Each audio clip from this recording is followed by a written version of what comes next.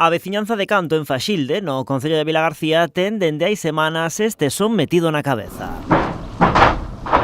O camiño atópase moi mal estado. A veciñanza da zona denuncia que hai varios treitos afundidos por culpa dos vehículos pesados que circulan por aquí. A calle toda en sí leva máis de 60 anos sin cambiar a tubaxe e húndese toda, rompen as tuberías e, polo tanto, húndese.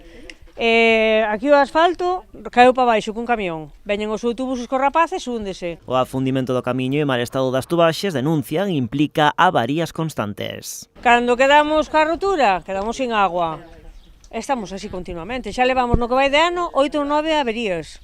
O sea, se estamos agora sin chover, imaginadevos se chove. O punto crítico diante da casa de Silvina. Aquí puxeron hai 3 semanas esta prancha de ferro para tapar unha fochanca.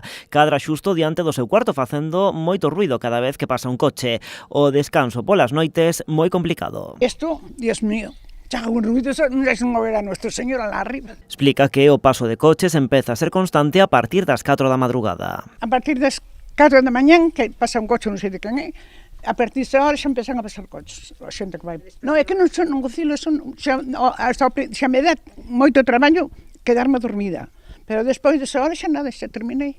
Ante esta situación reclamanlle o Concello que tome medidas. Falamos co alcalde, dixo que sí, que problemáticas tiñamos, dixémoslle toda a problemática, que cal era que preferíamos. Nos dixémoslle que primeiro esta. Se tiñamos que elegir, que primeiro isto, que é unha vía. É vía de autobuses, vía de o camión da basura, o do butano, os coches que xa vedes que pasan por aquí continuamente, para ir para Renza, para ir para onde sea. Pola noite, vía de escape. Pasan os chavales, todos embalados por aquí, pasan por encima da chapa, ainda por riba, plum, plum, plum, plum. Pero denuncian que non obtiveron resposta. En enero tuvimos a reunión con eles, aquí no centro social. E foi cando nos dixeron que a problemática toda que tiñamos e dixemos isto. Mandamos escritos pola sede electrónica, pero nin resposta ni nada.